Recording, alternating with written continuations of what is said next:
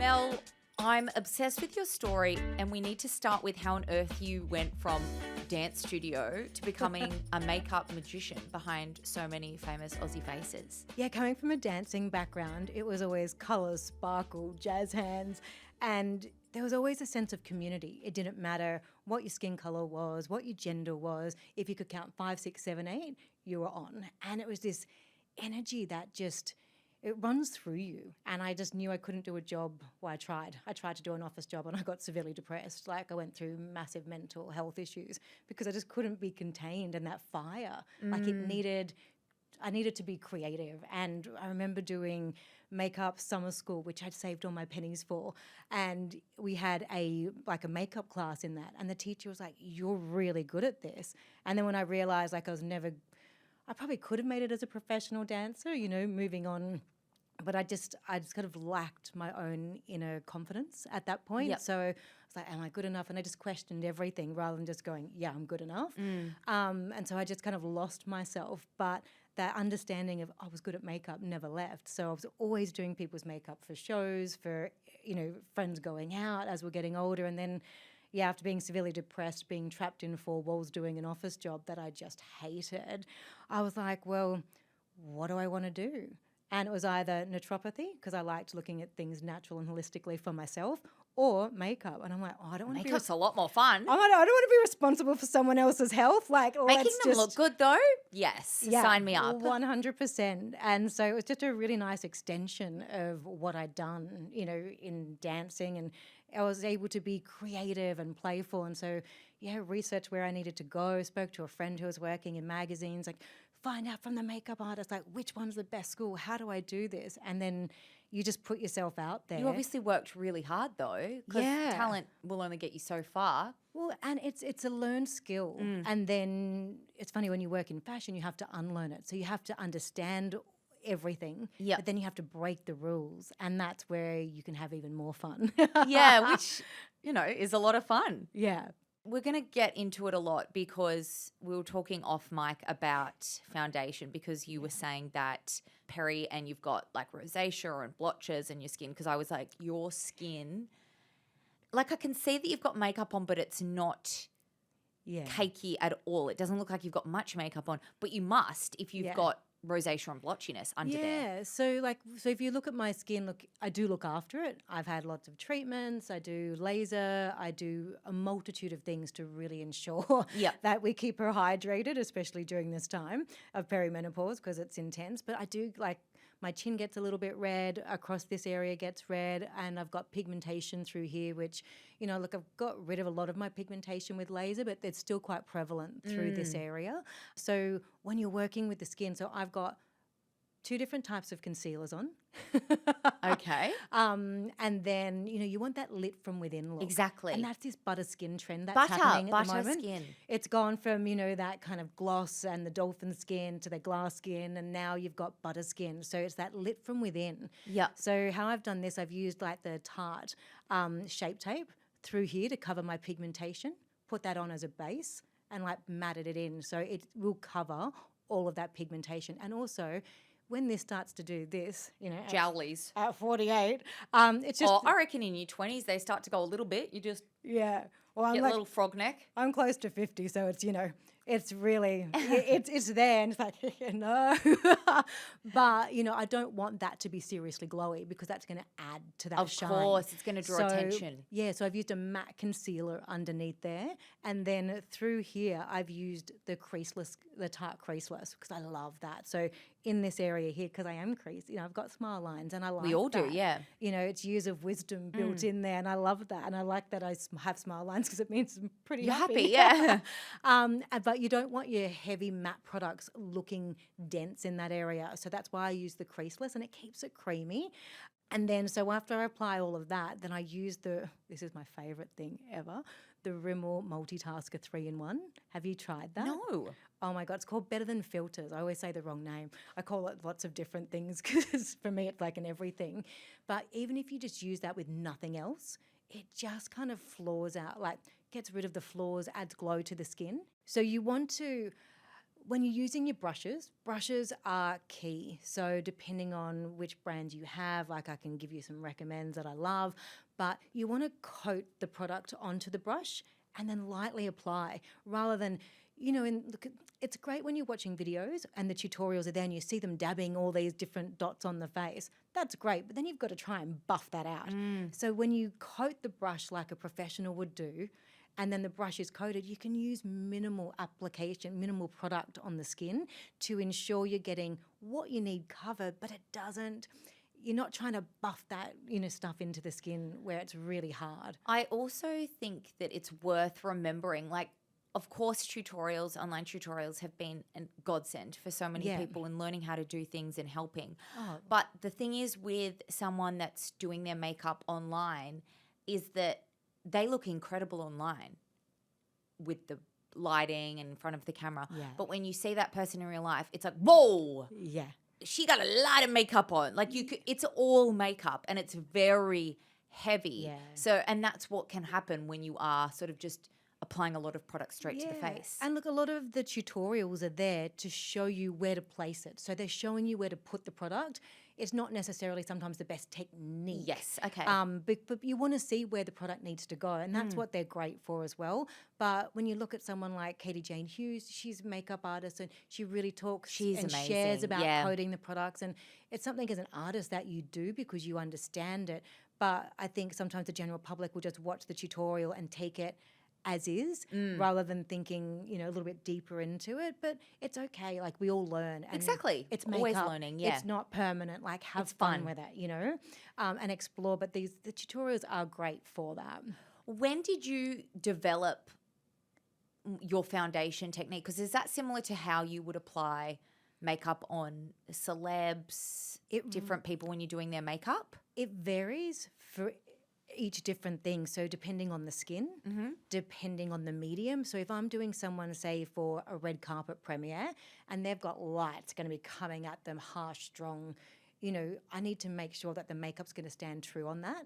And then also it needs to hold up. Yeah. So as a joke one day, we were in a TV studio and I was with one of my celebrities and they were just doing little lighting checks and bits and pieces. And the light in there was so strong that I drew a line of contour just here as a joke, just where they went out for a lighting test, and it looked blended. Like it was literally the darkest line like this. It was literally just drawing a line. There was no blending. But it just gave them a shadow. But on camera, it looked like, because the light was so intense. So that's when you need to understand the medium that you're working with. Best thing I could suggest to people, if you know it's your wedding day and you're going to have flash going off on you all day, do your makeup under the right light. And have your makeup done under a light. Because if you do your makeup just in natural light or in a dark light, then it may not be enough to present for what you're needing it for. But then when the red carpet, you've got these big red headlights which are intense, and then other times you're shooting a mag cover and they're like, oh, okay, cool, we're shooting in this beautiful venue and the light's coming in from outside, we're only going to put a fill in. And so when you're working with natural light, you're not getting, it can look quite flat. So then you've got to create dimension. So that's such a good point, because even I saw a video that from a different episode where we'd been shooting in a different studio, and there's a lot of lights in that room. Yeah. And I was like, oh my God, it looks like, and I had a lot of makeup on that day. It did not look like I had much makeup on, and it looked like I didn't have eyebrows. Yeah. Because I did not make them dark enough to appear on camera. And that's the thing. So when you understand the medium that you're working with, whether it's stills, moving picture, or, you just want to look great, or if you're walking around with a selfie light, do your makeup under something that bright. Yeah. Because if you're not going to take a photo with yourself without that light, the makeup needs to stand up to that light.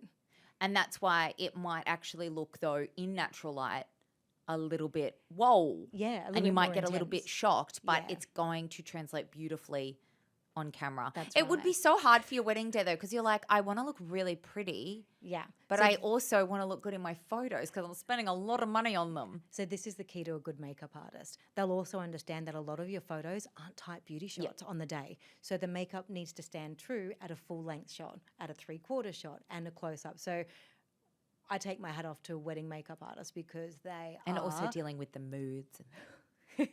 We have magic wands. Well, you learn to read energy. Yeah. So you read energy, and also you check your ego at the door. Yeah. So if someone's coming at you with negative energy and you're nervous, you're feeding that energy, and then there's literally a blow up at some point. Someone has a mental breakdown, and you do that when you're first starting out in makeup. I was like, I'm never doing a wedding again. I'm like, So stressful. the bride was in tears. She was having a meltdown. I was like, what is going on?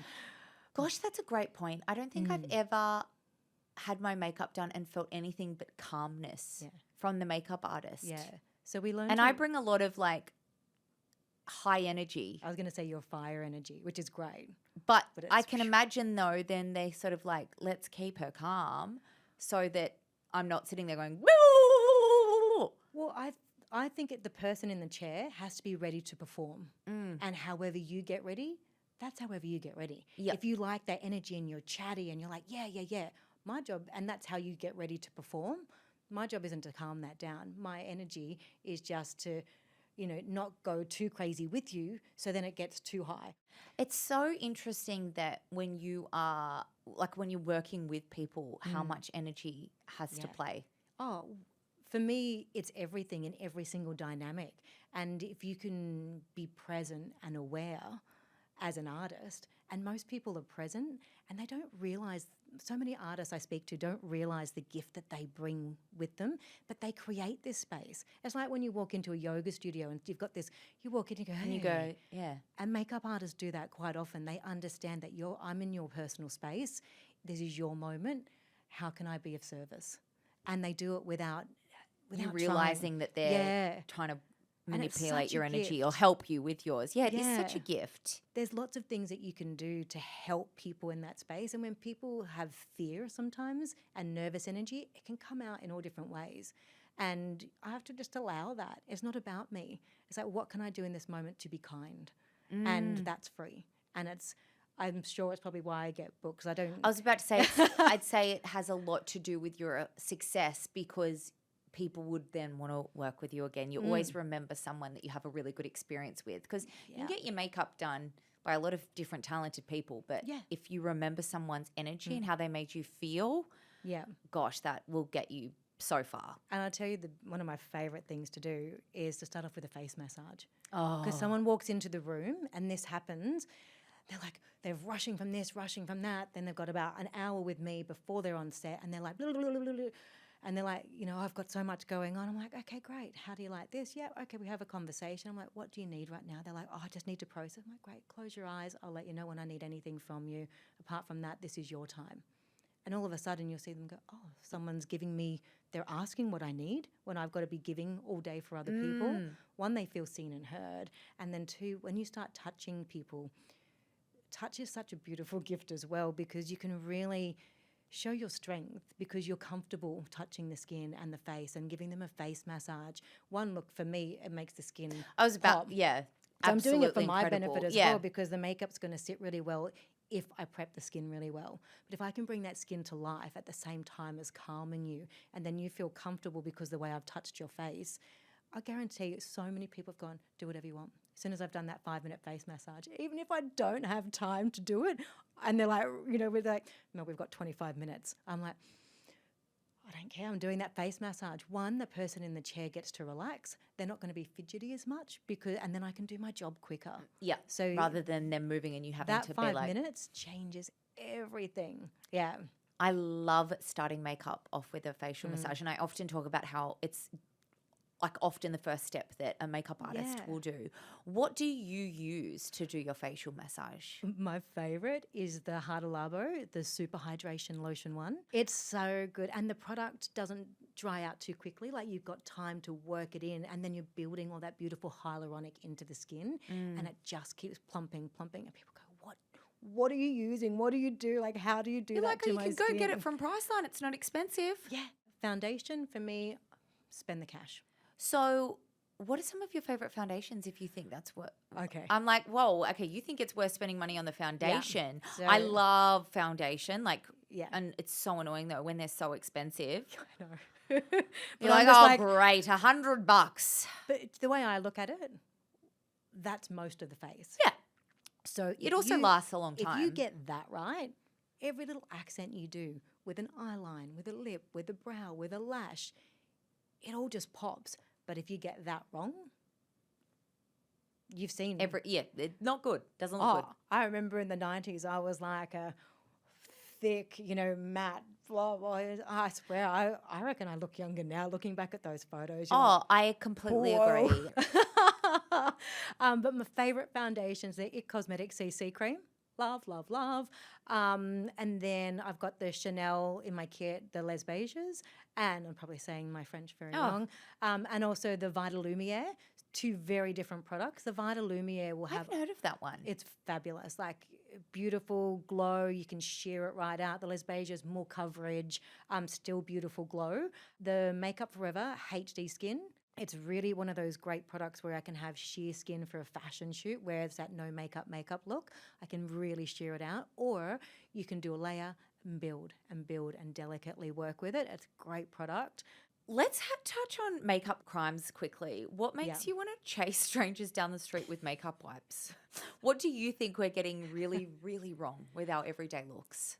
Look, I think sometimes, even for me, as I'm aging, and in the last couple of years being unwell, like I'm just not going to get Botox and I'm not doing those things. So what I've noticed, this is kind of like sitting and I can't do my eye makeup how I used to do it. And I think one of the main key things that people sort of don't get right at any age is when you're wanting that youthful look and keeping the eye open and keeping a beautiful look to the makeup is extending the eyeshadow too far.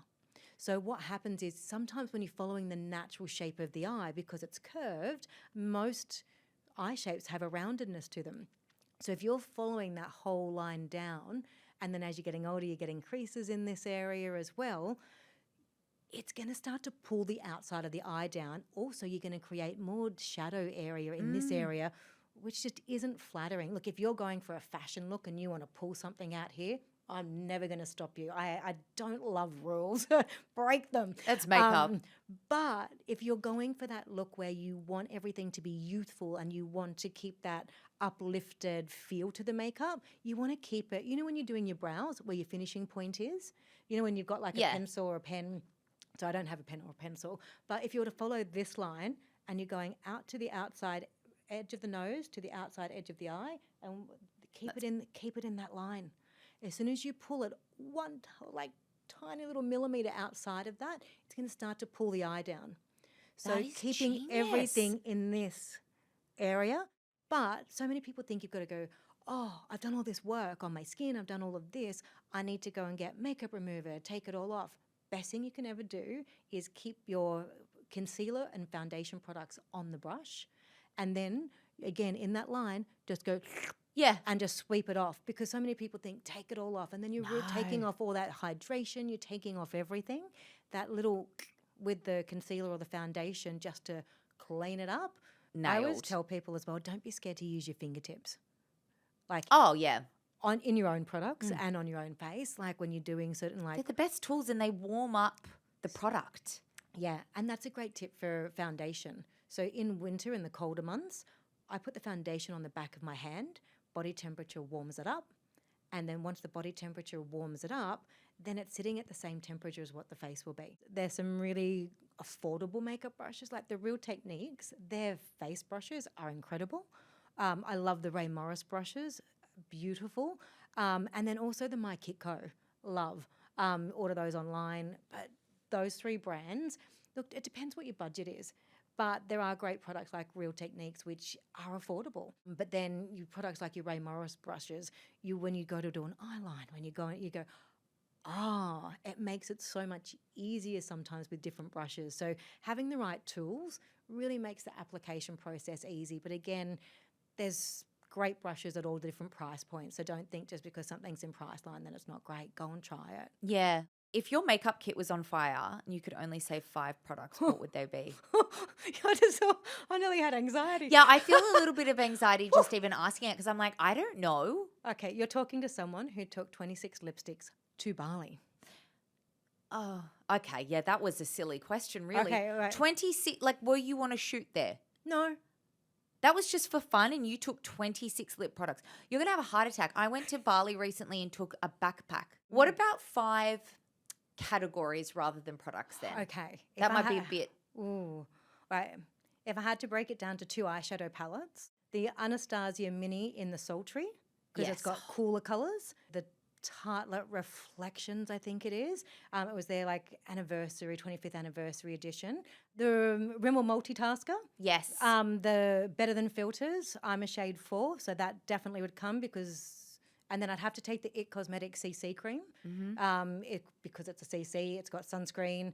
It will also give me the glow. Really good coverage, but you can sheer it out. Exactly. And then that creaseless concealer, like Tarte, it's not going anywhere. And if I could only have one lip product. The Revlon lip oil, the new one. I don't know the colour I'm wearing, but it's kind of like a cherry, or it's the one I've got on now. I'm loving it. Revlon does, like, their lip products, they absolutely nail. Yeah. The Tarte tubing mascara. Oh, my God. And then brows, I'm in love with the 1000 Hour Blonde Micro Pencil because I can build. Okay, that's a really good selection of products. Yeah. What are some makeup trends that you absolutely love, and what are some that you just think should go straight into the bin? Oh, trends. The butter skin, yes, look, anything with beautiful skin, I'm a yes girl. Like, I love skin. Look, there's that red cheek that's sort of in at the moment. Oh. Like, yeah, it's kind of like a red powder blush, but I think on the right skin tone, under the right lighting, yes, but for your average every person, especially someone who's flushed going through menopause, yeah, I'm not going to add redness to the face. I'm trying to get rid of it. So just be mindful, of where you're at, what your skin's doing, and how you could make it work. But it's something I wouldn't say, yeah, go for it and give it a crack. Like, there's better things to do. It's like that trend where people were putting, like, they were doing their blush quite heavily and then putting it across their nose. Like, why do we want to look burnt? Why do we want to look like we've had ski goggles on our face? I did not get that trend at all. I didn't think it was cute. It's not my favourite thing. Another one that I'm really loving at the moment is like kind of that grunge cool girl look where they're just using like the sharp eyeliner on the waterline without the mascara. And yeah, it's fabulous. So even though... Oh God, that horror, that actually terrifies me. Yeah, but so... I'm sure you could get it to work, but I feel like I would look... Look, I think where it works is if you're kind of going for that grungy cool girl look, and it's even though it's on social media now, if you look back at all the fashion shoots I've done probably in the last 7 years, none of them have mascara. Because what happens when you use mascara, it makes everything look quite pretty and girly and dolly. And done. So when you take the mascara off and you do kind of this smudgy line, it just gives an edge to it. And if that's your vibe, I quite like it. It's meant to be playful. You're meant to be able to express yourself however you want. It's all meant to be fun. It's part of being creative. And I think so many people have lost the joy and the art of being creative because we're not born creative or not creative. It's in all of us. But the way we're educated is very and, I think finding that inside yourself really just allows you to feel like a little kid with that childlike sense of wonder. And don't worry about not getting it perfect. Just have a bit of fun. Yeah, find the joy in expressing, like through hair, makeup, clothes. And creating that little morning ritual, which is what I do with my skincare in the morning. Coming back to yourself. And again, like what we're talking about with touch, it's that beautiful thing which can bring you back into your body because you're aware of yourself, and then you can sit back, you can be present. And if I have to go and look after everyone all day and I haven't looked after myself internally first to make sure, am I connected? Am I present? I don't bring that same energy when I'm with you. And it's a disservice to other people, as well as yourself. Yeah. So I always make a really big mention to myself in the morning. How do I get ready? How do I prepare? And creating a little ritual with my skincare routine, that touch and feel that I do for other people, why shouldn't I do that for myself? Yeah. And it's that real having a moment. And then if you want to add a lip, if you want to do something, how do I feel today? Oh, I feel playful. Oh, I feel like I want this. And when you've put in that little bit of effort and time for yourself, it actually does set you up for a better day and it makes you feel really good. Yeah. Let's talk celebrities. Goss time. Ooh. Who has been an absolute dreamboat to work with and who has been really surprisingly lovely or just made you feel incredible? Yeah, I was working with this amazing powerhouse, like high up in one of the big like Amazon companies. And she literally had people in the room typing away. And she walked in and something terrible had happened at home back in the States. And she's like, got off this phone call and it was like really intense. I said, what do you need? She's like, I'm already cut our time short. I'm like, I can work quickly. She's like, I need to make a phone call. I'm like, go. She came in and everyone's in the room. Like they were like, there was like rows of people. I was like, this is insane. And she was about to perform in front of 3,500 people. She's like, as soon as we're done, they've booked me an emergency flight. I've got to get home. And I sat there and I thought, this poor woman is like so intense. And so I went, I'm literally going to have 35 minutes for full hair and makeup, but she needs my face massage. And I gave her that face massage and you should have seen. Like there was almost tears, like I'm an emotional Piscean, so I'll cry at most things. And I gave her that face massage and she said, I don't even need to worry, do I? She said, I'm just going to sit here for a minute. I'm like, you've got 30 minutes to yourself. Take a breath. Yeah. And anyway, 10 minutes later, she says, everyone, can we just have the room to ourselves, please? So everyone left the room. She's like, okay, what do I need to get that I can't get in America? And I gave her a list and she literally texted to someone and sent them out to the shops. But so it was, you know, and from then on, she's like, can I fly you here? Can I fly you there? Can I fly? Because you show someone kindness. Now, if I added, oh my God, like 35 minutes, how am I going to do hair and How am makeup? I supposed to make you look gorgeous in that amount of time? You know, it's if I added and reciprocated that energy, that's not helping anybody. No. So, yeah, and to be able to do that for someone. Did you get the hair and that's makeup special. done? Yeah, of course I did. And then there's another fabulous celebrity. It was for the global premiere of Thor. And the female talent was out here. And I walked in, I was just doing makeup, I wasn't doing hair. And the hair people walked in and there was two of them. This poor girl had just got off a 24-hour flight, just come off back-to-back films, and she was just exhausted. And it's intense. And then you're going to have You've got to have a smile. cameras. Anyway, when I was doing the makeup, they arrived late to do hair. Then they turned up and they were like bang, bang, bang, pulling and this and that. And she was like, I said, honey, I'm just going to step back. I said, I can do this in 10 minutes once everything's calmed down. She's like, thank you. And just you could see she was just, you know, it was a lot. And then she literally looked at me and she's like, I'm freaking out. I'm like, it's all right. I've got your back. She's like, will you stay and do red carpet? Will you stay and do this? She's like, tomorrow, I don't want any of this other energy. Do you do hair? I'm like, yes. I was meant to go on a date that night. So I messaged the date and I'm like, it was a first date, I think. And I'm like, hey, sorry, I've got to do red carpet, but I've got tickets to the premiere. Do you want to meet me there and do you want to go? And they're like, that's better than going to dinner. Yeah, that's way better than dinner. So this guy turned up with popcorn and like treats and everything. I said, like, I haven't eaten. If you could find me some snacks on the way, I'd be really grateful. And anyway, so we went in. Kenneth Branagh's up there. The whole cast are up there. You know, they had to take your phones off you because it's global premiere. And then he's like, this is very cool. Yeah, first date, poor guy, I'm like, I'll throw it in. You'll either sink or swim. Yeah, you know? yeah, exactly. You'll either have a fantastic time together or not, but you still went.